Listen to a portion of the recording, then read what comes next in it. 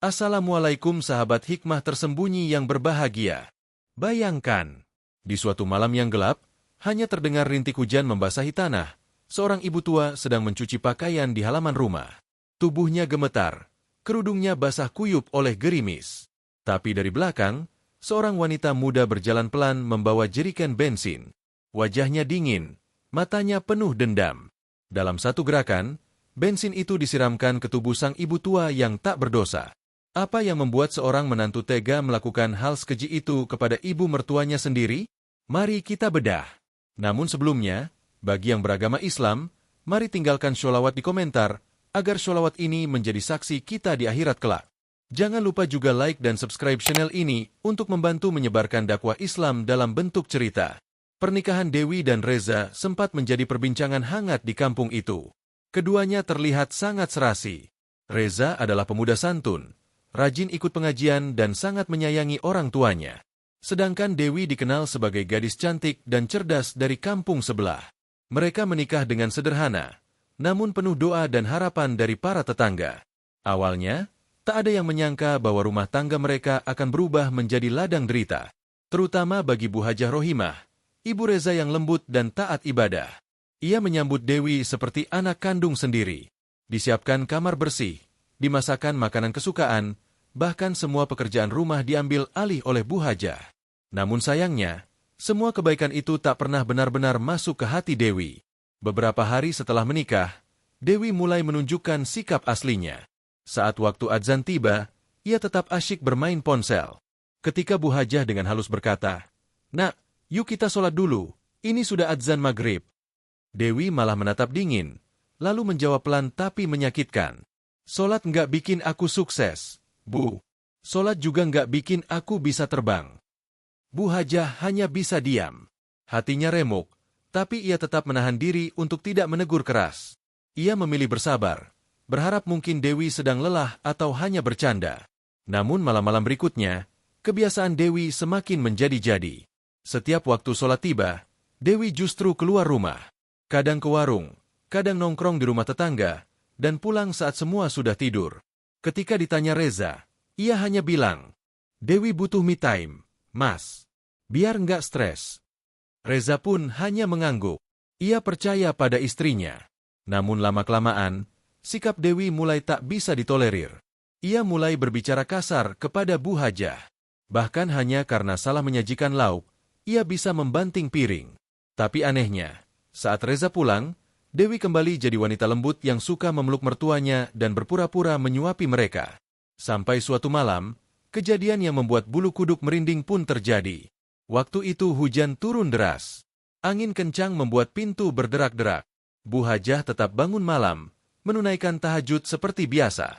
Ia berdiri khusyuk, air mata menetes saat sujud, berdoa agar anak dan menantunya diberi hidayah. Namun tak disangka, dari balik pintu kamar, Dewi mengintip dengan pandangan penuh benci. Ia menggertakkan gigi, lalu dengan langkah cepat membuka pintu dan berteriak, "Sampai kapan sih sholat malam mulu kayak setan? Orang mau tidur malah kayak dukun lagi mantra-mantra." Bu Hajah terkejut. Tubuhnya goyah. Dewi langsung mendorongnya dengan keras hingga tubuh ringkih itu terjatuh dan mukena putihnya terciprat air. "Jangan sok suci di rumah ini, Bu. Rumah ini juga rumah gue," teriak Dewi sambil menunjuk-nunjuk wajah ibu mertuanya. Seketika, suasana rumah menjadi dingin. Seakan angin malam membawa pesan kegelapan yang akan segera datang. Setelah kejadian malam tahajud itu, perubahan sikap Dewi semakin jelas. Ia tak lagi berpura-pura manis di hadapan Bu Hajah. Kata-katanya tajam, bahkan saat membahas hal paling sederhana. Pagi itu, ketika Bu Hajah sedang menggoreng tempe untuk sarapan, ia memanggil Dewi dengan suara lembut. "Nak, jangan lupa nanti jam 11 ada pengajian ibu-ibu. Kita bisa datang bareng." Namun Dewi yang sedang duduk di ruang tamu sambil memoles wajahnya di depan cermin, hanya menjawab sinis, "Bu, tolong jangan paksa Dewi ikut kegiatan tua-tuaan begitu, ya. Mending aku bikin konten daripada duduk dengerin ceramah yang gak bikin cuan." Sambil tetap memulas lipstiknya, ia menambahkan, "Lagian Bu Hajah tuh ya, kenapa sih tiap hari nyuruh sholat, ngaji, sholat, ngaji? Emangnya kalau aku rajin sholat, aku bisa terbang ke langit gitu?" Perkataan itu membuat tangan Bu Hajah gemetar. Ia mematikan kompor, lalu menarik napas dalam-dalam. Dewi, nak, sholat itu tiang agama. Bukan untuk terbang, tapi untuk menyelamatkan kita di akhirat nanti. Dewi hanya tertawa kecil sambil berdiri dan berjalan keluar rumah.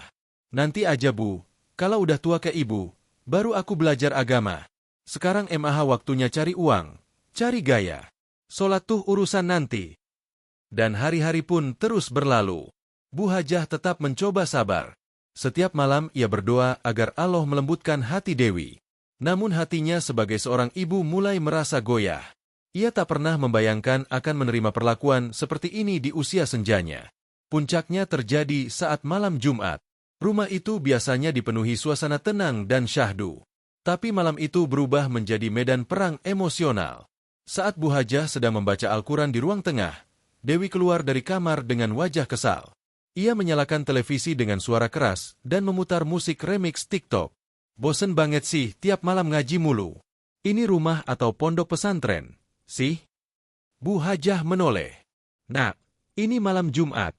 Biasanya kita isi dengan ibadah. Kalau musiknya bisa dikecilkan, ya. Namun Dewi menatap tajam dan meletakkan remote di atas rak dengan suara dibanting. Bu Hajah, jangan atur-atur rumah ini.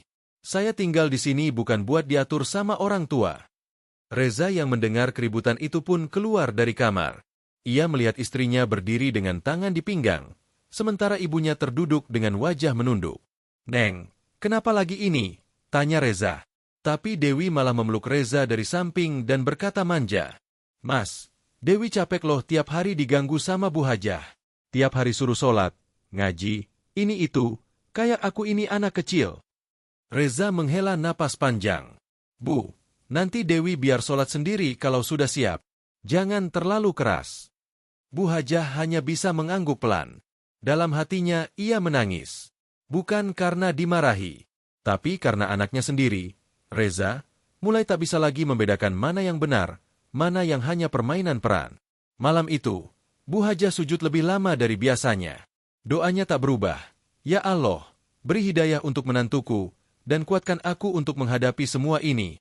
Namun di balik pintu kamar, Dewi yang mengintip justru menggertakkan gigi. Sok suci. Lihat aja. Suatu saat ibu bakal tahu rasanya dihina, disakiti, dan aku gak akan peduli.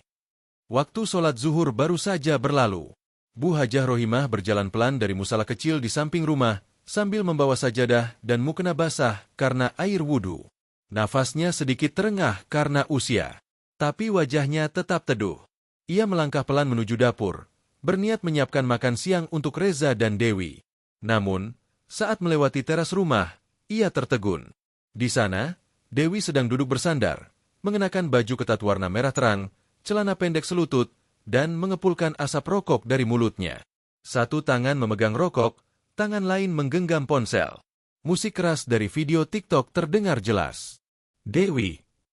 Bu Hajah memanggil pelan. Dewi menoleh sekilas, lalu memalingkan wajah lagi tanpa menjawab. Seolah suara ibu mertuanya hanyalah desiran angin yang tak penting.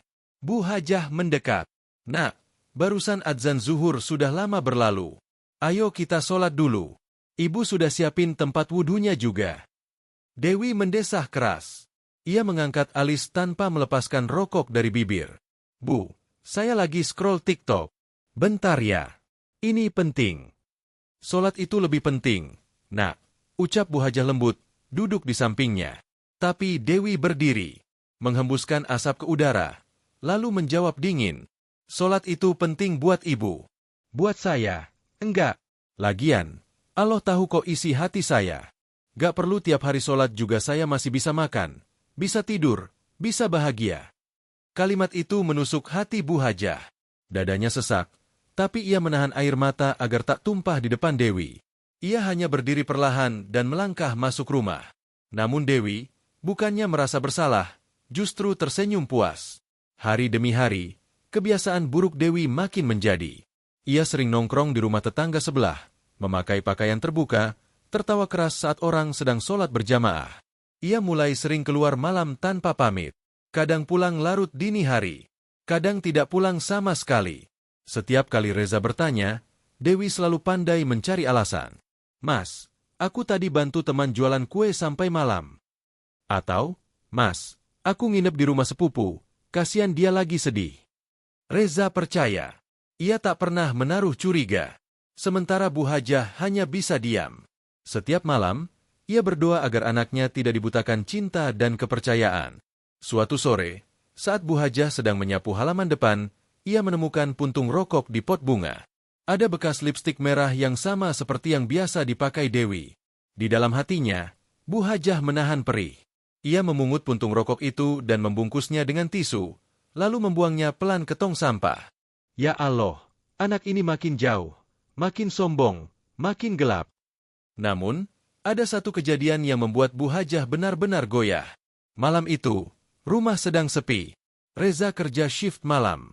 Bu Hajah sudah selesai sholat Isya dan sedang duduk membaca surat Yasin di ruang tamu. Tiba-tiba, pintu dibuka dengan keras. Dewi pulang, memakai baju terbuka, wajahnya lelah namun penuh riasan. Ia berjalan melewati Bu Hajah tanpa menyapa. Tapi saat matanya menatap ayat-ayat suci di tangan mertuanya, ia tertawa kecil. Bu, bosen gak sih tiap hari baca kitab itu? Bu Hajah menoleh. Dewi, ini Al-Quran. Bukan kitab biasa. Ini petunjuk hidup kita. Namun Dewi mengangkat bahu. Petunjuk hidup saya ya HP ini. Dari sini saya dapat uang, dapat endorse, dapat followers. Solat gak bisa kasih itu semua. Tanpa menunggu tanggapan, Dewi masuk ke kamarnya dan membanting pintu. Bu Hajah terdiam. Bibirnya bergetar. Tangannya memeluk mushaf lebih erat. Malam itu, Bu Hajah menangis sendirian. Tak ada suara, hanya air mata yang jatuh satu-satu ke atas lembaran Al-Quran yang mulai basah. Namun ia tak tahu, di balik pintu kamar, Dewi sedang melihat dari lubang kecil. Dan untuk pertama kalinya, muncul niat yang lebih jahat dari sebelumnya. Waktu menunjukkan pukul 2 dini hari. Hujan rintik masih turun pelan di luar rumah. Suasana sunyi. Rumah warga lain gelap, tertidur pulas. Tapi di dalam musala kecil di rumah Reza, satu-satunya cahaya datang dari lampu redup dan sorotan bulan yang masuk lewat jendela. Bu Hajah Rohimah sedang menunaikan sholat tahajud. Sujudnya dalam, penuh air mata. Ia berdoa sambil menahan sesak di dadanya yang selama berbulan-bulan disimpan sendiri. Ya Allah, lembutkanlah hati menantuku. Jangan biarkan rumah ini diliputi kemurkaan MU. Namun malam itu, bukan malaikat yang datang menghampirinya, melainkan langkah kaki penuh dendam. Dewi bangun, matanya masih menyisakan lelah. Ia baru tidur sekitar 1 jam setelah seharian sibuk di luar rumah. Tapi suara pelan lantunan doa dari ruang musala membuatnya geram. Ia bangkit dari kasur dengan gerakan kasar, meraih handphone, dan berjalan cepat membuka pintu. Suara lantunan doa dari Bu Hajah semakin terdengar jelas. Dewi mengetuk pintu musala keras-keras. Bu, ini udah jam berapa sih? Ganggu orang tidur aja. Tak ada jawaban. Bu Hajah masih dalam posisi ruku. Dewi membuka pintu tanpa permisi. Wajahnya seperti bara api. Matanya merah. Bibirnya gemetar karena emosi. Dan saat Bu Hajah hendak sujud, brak, Dewi mendorong tubuh mertuanya dari belakang. Suara tubuh tua itu membentur lantai kayu yang keras. Kepala Bu Hajah terbentur pelan, dan mukena putihnya terciprat air wudhu yang tumpah dari baskom. Udah cukup ya, Bu Hajah. Saya capek. Setiap malam disuruh sholat, disuruh ngaji, dengerin ayat ini itu. Saya bukan anak kecil. Suara Dewi menggema di dalam ruangan kecil itu. Bu Hajah hanya bisa mengaduh pelan. Tangannya gemetar saat mencoba bangkit. Namun Dewi tidak berhenti. Ia mengangkat tangan menunjuk wajah ibu mertuanya yang lemah. Kalau ibu pikir dengan semua ibadah itu ibu bisa jadi malaikat di rumah ini, salah besar. Saya juga punya hak tinggal nyaman. Bukan hidup di bawah bayang-bayang ceramah dan ayat-ayat. Wajah Bu Hajah pucat. Tubuhnya masih berusaha duduk bersandar ke dinding musala. Air matanya menetes. Tapi bukan karena sakit di tubuh, melainkan sakit yang jauh lebih dalam. Sakit karena iman yang mulai diinjak-injak di depan matanya sendiri. Dewi membanting sajadah ke lantai lalu keluar dari musala dengan langkah menghentak. Pintu ditutup keras hingga suara kayu bergema menembus ke dalam dada Bu Hajah. Ia hanya bisa menunduk. Saya salah apa? Ya Allah, apakah karena saya ingin menjaga anak saya, cucu saya kelak, Rumah ini, dari kemurkaan MU. Di kamar, Dewi masih belum puas. Ia mengambil HP dan mulai curhat di status WhatsApp. Tiap malam digangguin suara orang ngaji. Rumah atau pesantren, sih? Pagi harinya, tetangga sebelah sempat menyinggung soal status itu. Tapi Dewi hanya tertawa dan bilang, namanya juga orang tua. Kalau gak ngaji, ngelamun. Mending saya main HP tapi dapat uang. Kejadian itu membuat Bu Hajah lebih banyak diam. Tapi diamnya bukan berarti pasrah. Ia justru semakin sering sholat malam. Namun setiap kali ia berdiri menghadap kiblat, selalu ada rasa was-was. Apakah malam ini tubuhnya akan kembali didorong? Apakah sujudnya akan lagi-lagi dibatalkan oleh tangan yang seharusnya mencium tangannya? Dan malam-malam berikutnya pun, ketegangan terus menyelimuti rumah itu. Reza masih tak tahu apa-apa. Ia hanya melihat istrinya tertawa, dan ibunya yang semakin kurus dan lemah. Dan ia mengira, itu hanya karena usia. Pagi hari terasa biasa. Reza berangkat kerja seperti biasa, mencium kening ibunya dan istrinya. Bu Hajah menyempatkan membuatkan bekal untuk Reza, meski tubuhnya kini sudah lemah. Rasa sakit di punggung setelah insiden didorong malam itu masih terasa. Tapi ia menahan, demi tidak membuat Reza khawatir. Dewi, seperti biasa, tak membantu. Ia malah pergi dari pagi. Katanya ada kegiatan penting dengan teman-teman kreator kontennya. Namun sejak malam didorong itu, Dewi merasa semakin bebas. Ia merasa tak ada lagi yang bisa menghalanginya. Baginya, Bu Hajah adalah duri dalam rumah itu. Sosok yang terus saja mengusik hidupnya. Mungkin, kalau ibu ini gak ada, aku bakal hidup tenang. Ucapnya dalam hati sambil menyalakan sebatang rokok di bawah pohon belakang rumah. Hari-hari berlalu. Dan niat busuk itu mulai tumbuh jadi rencana nyata. Siang itu, Dewi diam-diam membeli jerigen kosong dari warung bensin kecil di ujung kampung. Ia mengisi dengan setengah liter bensin dan menutup rapat-rapat. Wajahnya datar. Tak ada raut takut. Biar aja. Sekalian bikin drama. Biar tahu rasanya dipermalukan dan dihina kayak yang ibu lakuin ke aku. Gumamnya. Beberapa hari kemudian, Reza harus kembali kerja malam. Bu Hajah mengantar anaknya sampai depan pintu sambil berkata, hati-hati di jalan, nak. Jangan lupa sholat isya di musola ya. Ibu gak bisa ngantar karena badan ibu agak meriang. Reza tersenyum dan memeluk ibunya. Iya, Bu. Nanti Reza telepon kalau udah sampai kantor. Malam pun turun. Hujan gerimis mulai membasahi halaman. Langit gelap, dan angin bertiup cukup kencang. Suasana rumah sepi. Hanya ada suara air hujan menetes dari talang atap. Di dapur belakang, Bu Hajah tetap beraktivitas. Meski tubuhnya sedang tidak fit, ia tetap memaksakan diri mencuci baju di ember besar karena cucian sudah menumpuk. Ia duduk di bangku kecil, sesekali batuk kecil karena udara malam yang menusuk tulang. Sementara itu, Dewi berdiri di balik jendela, mengintip. Wajahnya dingin. Tangannya menggenggam jerigen berisi bensin yang disembunyikan di lemari dapur sejak pagi. Ia melangkah pelan. Nafasnya memburu. Kakinya tak bergetar. Tak ada keraguan. Yang ada hanya kemarahan. Ia membuka pintu belakang perlahan. Hujan makin deras. Tapi suara rintik itu justru menutupi langkah kakinya. Bu Hajah tak sadar. Ia masih merendam pakaian sambil menahan nyeri di punggung. Tiba-tiba, biur. Jerigen itu dituangkan dari belakang. Cairan dingin dan menyengat membasahi punggung Bu Hajah hingga ke ujung mukena dan kain sarungnya. Seketika, tubuhnya menggigil bukan karena hujan, tapi karena bau menyengat yang sangat dikenalnya. Bensin. Ya Allah, apa ini? Dewi. Astagfirullah. Bu Hajah berteriak panik. Tubuhnya langsung bangkit walau gemetar. Ia melihat wajah Dewi, dan di tangan Dewi sudah ada korek api. Namun saat itu, tiba-tiba dari dalam rumah terdengar suara pintu dibanting. Pak Haji Sumadi, sang suami, pulang lebih awal karena motornya mogok kehujanan. Ia melihat pemandangan mengerikan itu. Istrinya berdiri basah kuyup dan ketakutan. Dan menantunya menodongkan korek gas dengan wajah marah. Dewi! Astagfirullah! Kamu gila? Teriak Pak Haji keras. Suaranya menggetarkan malam. Dewi tersentak. Korek di tangannya jatuh ke tanah. Ia mundur beberapa langkah. Wajahnya panik, tubuhnya gemetar.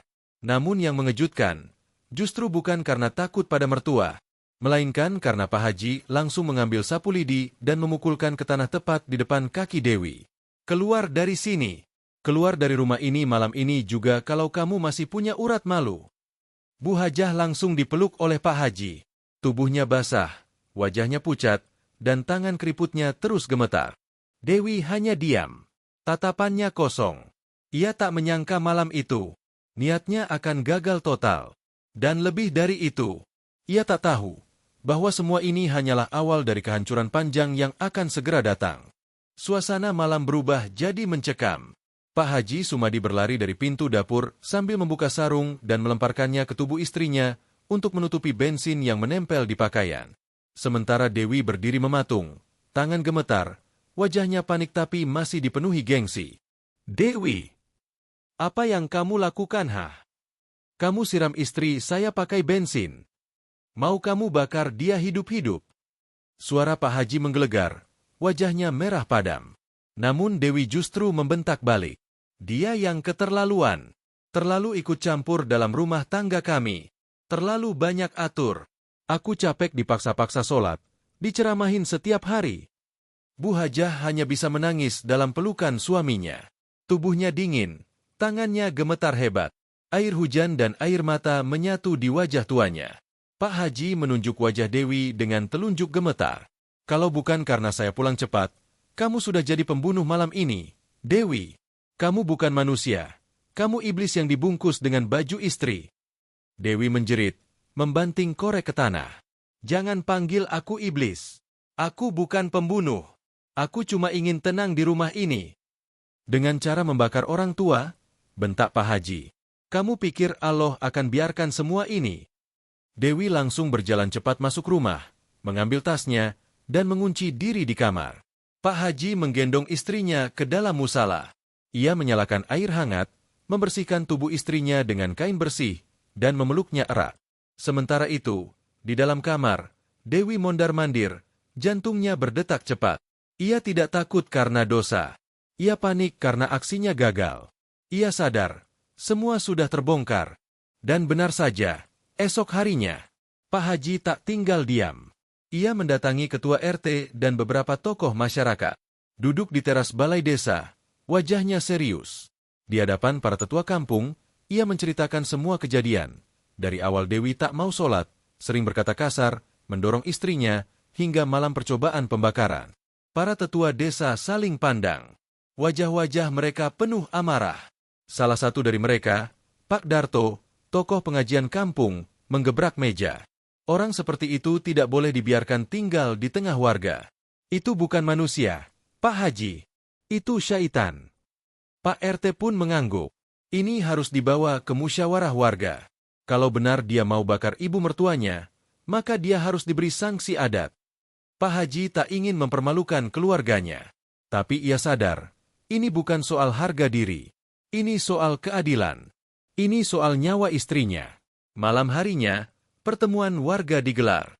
Beberapa ibu-ibu yang sering melihat Dewi bersikap tak sopan turut bersaksi. "Dia sering maki Bu Hajah di depan saya," ujar seorang tetangga. "Saya pernah lihat dia lempar mukena ke dapur. Katanya bau," sambung yang lain. Pak Haji hanya diam. Matanya sembab karena lelah. Dewi dipanggil, tapi ia menolak keluar dari kamar. Pak RT akhirnya memutuskan, kalau dia tidak mau keluar malam ini, maka besok pagi kita jemput paksa. Dan malam itu, Dewi duduk sendirian di dalam kamar. Semua orang di rumah sudah tertidur. Namun pikirannya kacau. Ia merasa dunia sedang menjatuhkan hukuman. Ia merasa semua orang memusuhinya. Tapi ia tak menyadari, yang ia lawan bukan hanya manusia. Ia melawan doa ibu, dan murka Allah yang tidak pernah tidur. Pagi itu mendung menggantung tebal. Suasana di rumah Pak Haji Sumadi lebih ramai dari biasanya. Beberapa tetangga berdatangan sejak subuh. Wajah-wajah mereka tegang. Mata mereka tak lagi bisa menyembunyikan rasa marah dan prihatin. Pak Haji duduk di kursi rotan ruang tamu. Di sebelahnya, Bu Hajah masih lemah. Tubuhnya diselimuti kain tipis. Wajahnya sembab, tapi tetap menunjukkan ketabahan luar biasa. Reza baru saja tiba dari tempat kerja. Ia mendapat kabar bahwa warga akan berkumpul di rumahnya. Dengan wajah bingung, ia langsung masuk ke dalam. "Ada apa ini semua?" tanyanya heran. Pak RT berdiri dari tempat duduknya. Ia menatap Reza dalam-dalam, lalu berkata dengan tenang namun tajam, "Reza, mohon tenang dan dengarkan. Kami ada di sini karena istrimu." Reza terkejut. "Dewi? Kenapa dengan Dewi?" Pak Darto, tokoh agama di kampung itu, maju dan berkata, "Sudah terlalu lama kami diam. Tapi malam tadi batas kesabaran kami hancur. Dewi nyaris membakar mertuanya sendiri dengan bensin." Reza tersentak. "Apa? Itu gak mungkin." "Lihat tubuh ibumu," kata Pak Haji pelan sambil membuka sedikit selimut yang menutupi mukena. Terlihat bercak merah di punggung dan sisa bau bensin yang masih melekat. Reza menatap ibunya. Ia nyaris tak percaya. "Ibu, apa benar ini semua?" Bu Hajah hanya mengangguk perlahan. Matanya berkaca-kaca. Reza langsung berdiri dan berjalan ke arah kamar, mengetuk pintu keras. "Dewi, buka pintunya. Sekarang juga." Tak ada jawaban. Tapi semua orang tahu, Dewi ada di dalam. Pak RT memberi aba-aba kepada dua pemuda. Mereka mendobrak pintu dengan hati-hati. Dan saat terbuka, Dewi duduk di sudut kamar dengan wajah pucat, matanya kosong, namun masih menahan diri untuk tidak menangis. "Kenapa kalian bawa-bawa orang ke rumahku?" tanya Dewi dingin. Pak Darto menatapnya tajam. "Ini bukan lagi rumahmu, Dewi. Kamu sudah melewati batas. Kami sudah tahu semuanya. Dari cara kamu berbicara, menghina ibadah, mendorong ibu mertuamu saat tahajud, hingga niat membakar beliau hidup-hidup." Dewi berdiri, mencoba tegar. "Semua itu karena aku capek. Aku gak kuat ditekan setiap hari, disuruh ini itu. Aku juga manusia." Namun suara seorang ibu dari luar menyahut, "Kalau kamu manusia, kamu akan tahu caranya menghormati yang lebih tua." Lalu satu persatu warga bersuara. "Saya pernah dengar Dewi bilang, sholat gak bikin aku terbang. Dia suka ngumpet sambil merokok di belakang musala.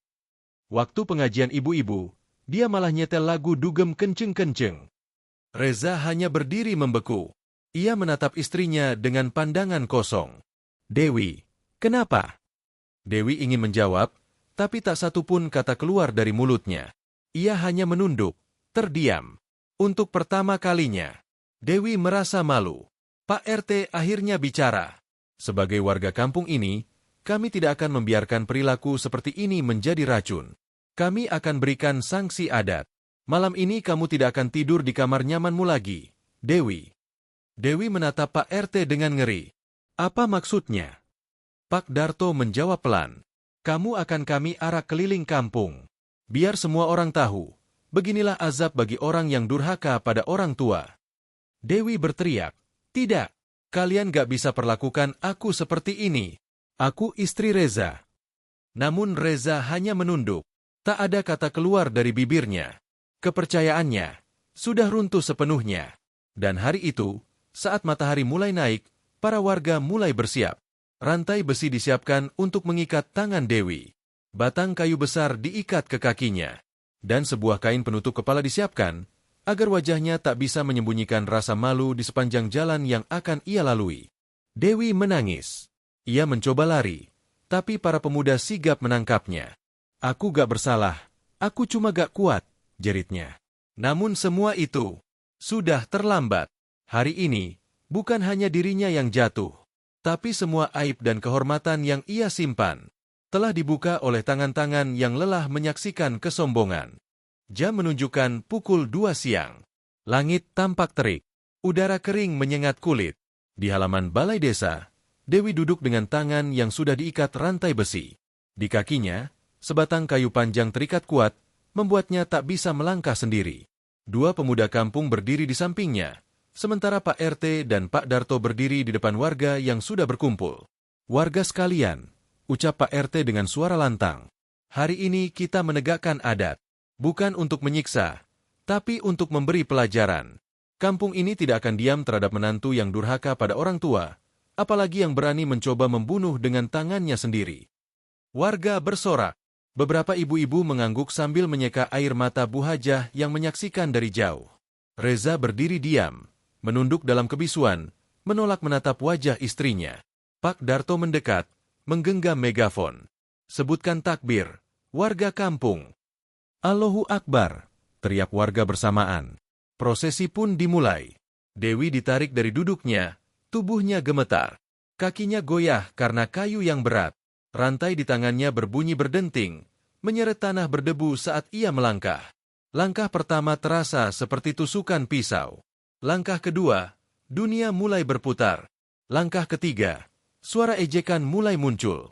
Itu dia perempuan yang mau bakar mertuanya.